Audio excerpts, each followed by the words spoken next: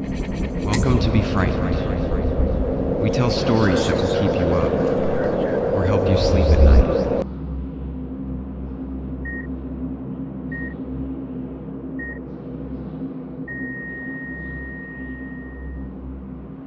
I live in a small town in eastern Kentucky, not far from the state university where I studied a few years back. I decided to stay in the area after graduating and took up a night job as a pizza delivery driver. Most of my deliveries are around town or to nearby neighborhoods, but sometimes I get orders from the more remote areas, places I don't usually visit after dark. One night, near the end of my shift around midnight, I got an order for a delivery in a rural area about 15 minutes out of town. This request came in during what I always referred to as the graveyard hour, right before our shop closes at midnight.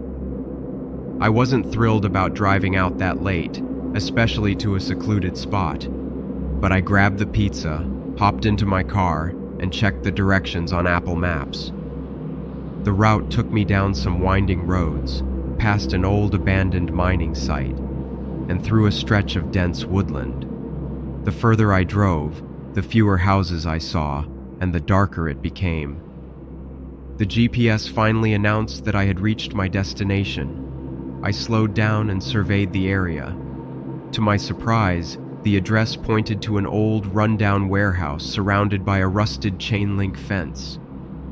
The place looked somewhat abandoned, with faded graffiti covering the walls and no signs of life.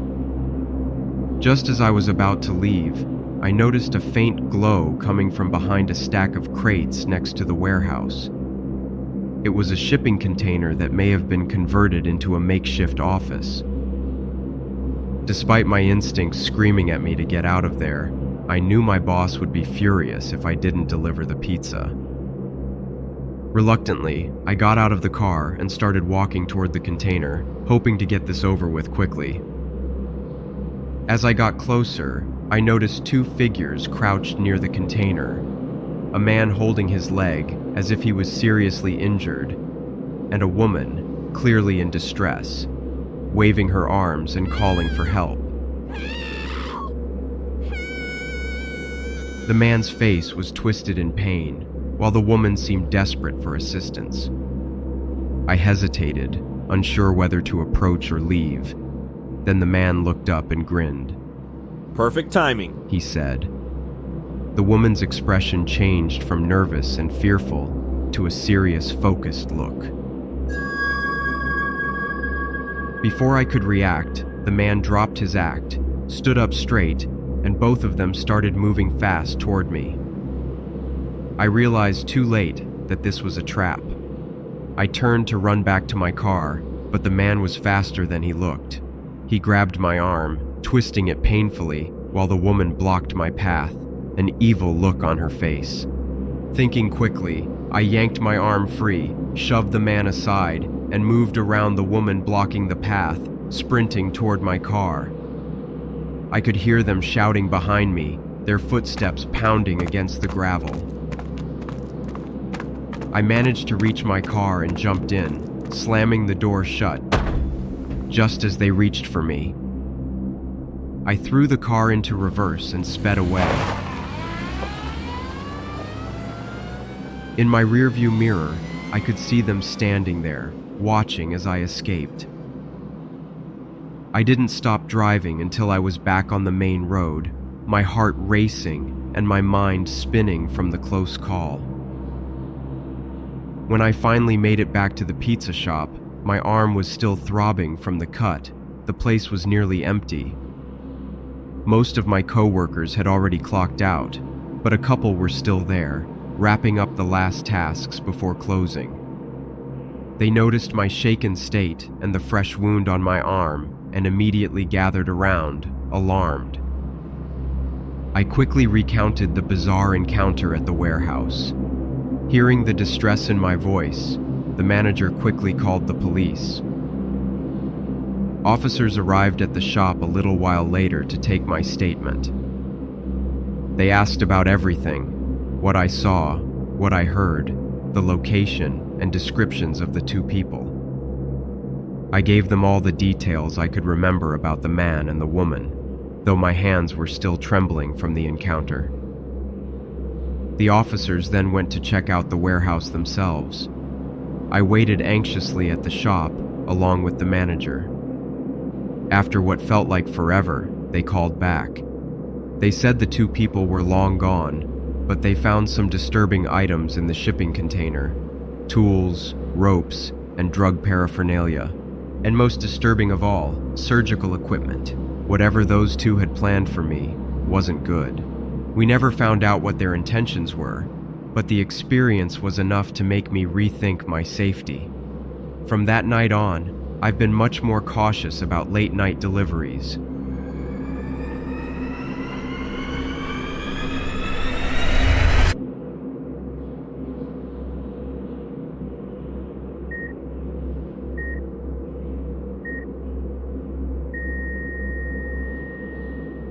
It was late on a Wednesday evening, and I was working the night shift at a pizza place in London. My last delivery was to a block of flats in a quiet but run-down neighborhood. The policy was clear: only the male drivers got sent to this part of town. When I got there, I noticed the building was a bit run down, with a few broken windows and dimly lit hallways. I found the flat number and knocked on the door. A man in his 50s opened the door, wearing a worn-out bathrobe, basically naked. He seemed off, his eyes were bloodshot, and he had a strange, almost desperate look on his face. He took the pizza, but then asked if I could come in for a minute. He claimed his TV was broken and needed help to try and fix it.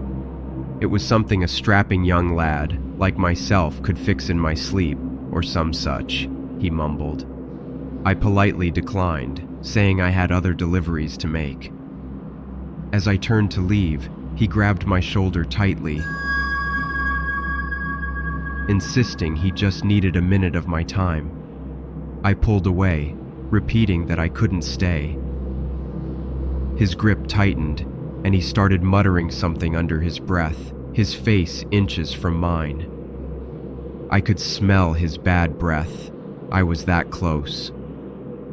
I managed to wrench my shoulder free and quickly walked back to the lift. As I waited for the lift, I could hear him following me down the hallway. He was muttering louder now, saying I should stay, that we could have some fun. The lift doors finally opened, and I stepped inside, pressing the button repeatedly to close the doors. He reached the lift just as the doors began to close, and I caught a glimpse of his face, angry, almost manic. The ride down seemed endless. The old man must have taken the second lift right after me.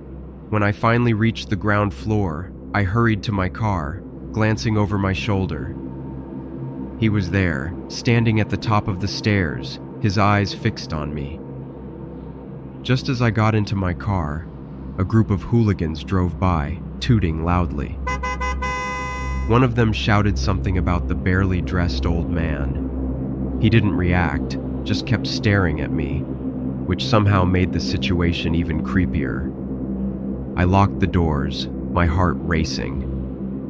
As I pulled out of the parking lot, I saw him in the rearview mirror, running down the stairs. He darted into the street, trying to catch up to my car. I accelerated, my hands gripping the wheel tightly. I heard a loud thud on the back of the car, like he had thrown something. I didn't stop to look. I kept driving, glancing back only when I reached the main road.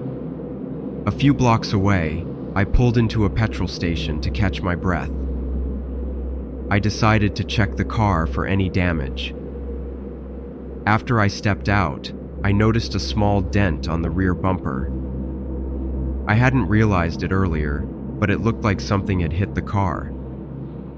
Sometime later, when I reviewed the footage from my rear dash cam, I saw the old man hurling a brick at my car as I sped away. I immediately drove back to the pizzeria and explained to my manager what had happened, telling him we needed to involve the police. The police arrived 15 minutes after, took a look at the dash cam footage, and noted the damage to the car. They said they'd investigate the incident. I finished my shift, but I couldn't shake off what had happened.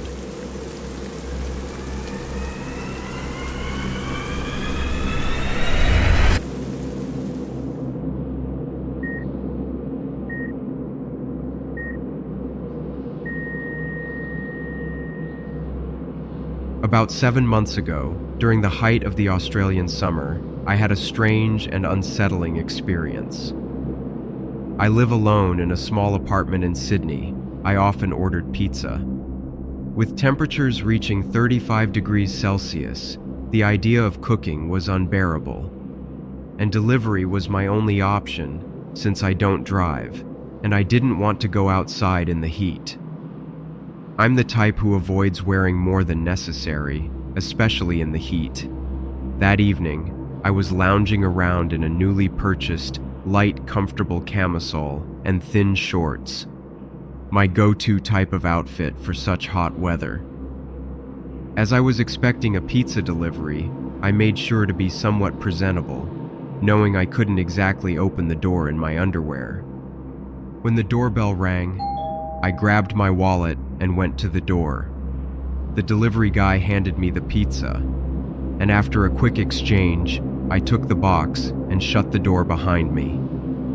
Nothing seemed unusual. I sat down to eat while watching Netflix on my iPad, trying to enjoy my meal.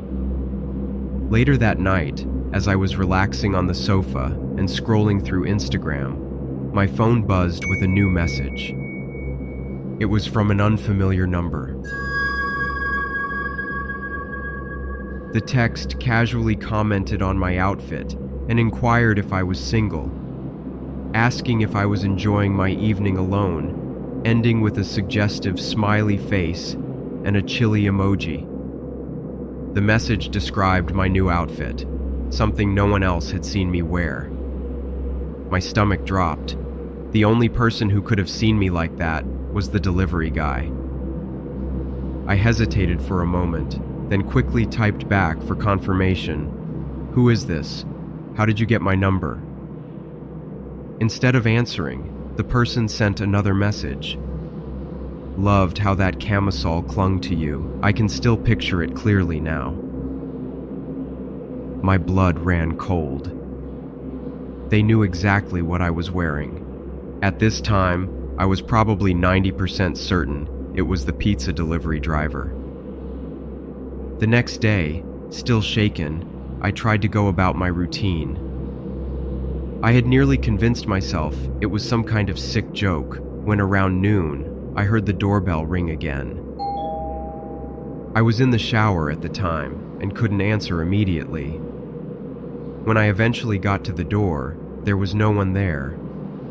But a pizza box sat neatly on the doormat with a note attached. "Just a little something extra from your secret admirer." The delivery guy was nowhere to be seen. I looked at the note, a sense of dread building. The fact that he had come back made me uneasy. I left the pizza on the doorstep and locked myself inside, feeling more anxious with each passing moment. A few days later, while I was still somewhat shaken by the recent occurrences, I was scrolling through Facebook to distract myself. I noticed a friend request from a name I didn't recognize. Curious, I clicked on the profile. At first, it seemed normal, just some funny memes and quotes. But as I scrolled a little bit further down their timeline, I froze. There it was, a photo of me sitting in my living room, taken from outside my window. My chest tightened. How did they get this picture? Scrolling down a bit more, I found another disturbing post. "Nice choice of dress today," with a timestamp from when I wore the green dress the previous day. Another post displayed the view from my kitchen window, clearly taken from outside. Then messages started pouring in on Facebook Messenger. You should really keep your curtains closed, and hope you enjoyed the surprise pizza." My hands shook. I called the police, feeling desperate, and showed them the messages, photos, and told them about the unexpected pizza delivery. They said they would look into it, but I could tell they weren't taking it seriously. That night, I didn't sleep at all. I kept all the lights on and stayed awake, afraid to close my eyes. Days went by without any new messages, but the feeling of being watched never left me. Then, a week later, another text came through. "Miss me? I'll be seeing you soon."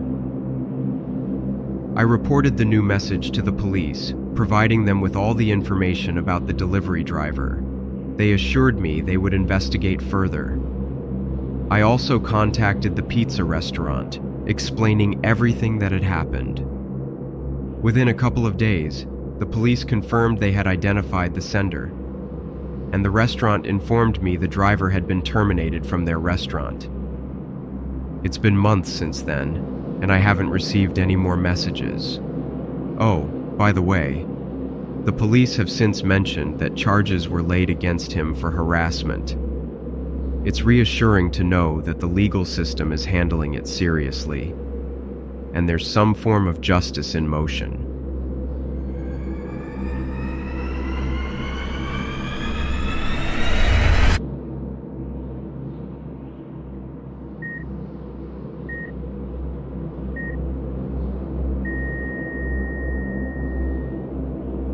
When I first moved to a small town in Ohio for college, I took a job at a quaint, family-owned Italian pizzeria to help with my expenses.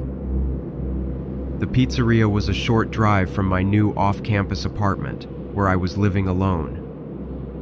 It was run by an older man known as Big Tony, along with his 3 sons and a friend. I was the only woman on the team, a young college student looking to earn some extra money. My jobs ranged from delivering pizzas to helping out around the pizzeria. On my first day, Big Tony suggested that I help out in the back kitchen during the late hours when the place was closed, and well and truly after my shift had ended. He said it would help me learn the ropes better, but I had a bad feeling about it.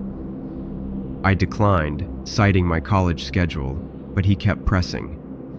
When I refused again, he became cold, his friendly demeanor vanishing. In the days that followed, during my initial shifts, he seemed to always find an excuse to linger nearby. He insisted on accompanying me during deliveries, claiming it was to help me learn the routes. He was overly familiar, often brushing against my shoulder or placing a hand on my thigh, his touch lingering longer than necessary. Things took a turn when he started asking personal questions. He asked if I had a boyfriend, to which I replied yes, even though he lived in Canada. Big Tony then casually mentioned that he was having his bathroom remodeled and needed a place to stay for a few days. Without hesitation, he suggested that he could crash on my couch, as if it were the most normal thing in the world. I firmly declined. Things took a darker turn when he showed up, unannounced, at my off-campus apartment building one night after my shift, claiming he was just in the neighborhood and wanted to check in on me. I was taken aback, especially since he mentioned details about my building's security system, saying it seemed too easy to bypass. He also mentioned a recent break-in nearby and suggested I should be extra careful, especially living alone. I felt trapped and intimidated, unsure of how to respond. One afternoon, as I was getting ready to leave for work, I noticed that one of my car tires was almost completely flat. Frustrated and unsure what to do, I was about to call for roadside assistance when, as if on cue, Big Tony pulled up in his car and, flashing a grin, asked if I needed some help. It was too coincidental, like he had been lurking around, waiting for this moment. Reluctantly, I accepted his help, as I needed the car for my shift. As he changed the tire, he made small talk, dropping in comments like, "Good thing I happen to be nearby. and Always best to have someone around, just in case, right?" his words, though casual, left me feeling uneasy. A few days later, I found myself in another uncomfortable situation. After a late shift at the restaurant, I tried to start my car to head home, but the engine wouldn't turn over. I was baffled. I had just been out delivering pizzas and had been back in the restaurant for barely half an hour, only to grab my things and say goodnight to the other staff. As I was considering my options, Big Tony appeared seemingly out of nowhere. He asked, "Engine not starting, love." before I had even mentioned the problem. His sudden appearance was unsettling. Without waiting for a response, he popped the hood and began working near the battery. After a moment, while tightening a clamp, he noted that it was a loose connection and remarked on how fortunate it was that he was still around. It felt as if he had been watching and waiting for this exact moment, with his timing seeming almost too perfect, as if he had orchestrated the whole thing. The final straw came when Tony began leaving small, unwanted gifts addressed to me on my apartment building doorstep. Flowers, a bottle of wine, and once even a small box of chocolates. While these might seem harmless on their own, his comments the next day at work, like asking if I enjoyed the wine or if the chocolates were too much, gave them an unsettling undertone. The gifts, combined with his constant unwelcome attention, felt increasingly uncomfortable and creepy. You guessed it. I quit.